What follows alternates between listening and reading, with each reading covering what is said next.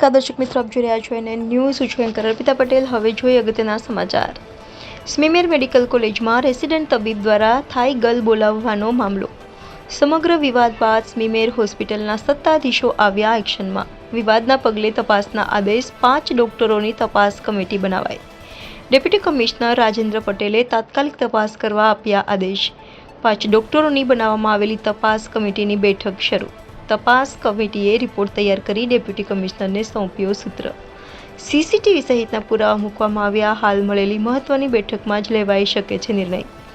NN news Surat.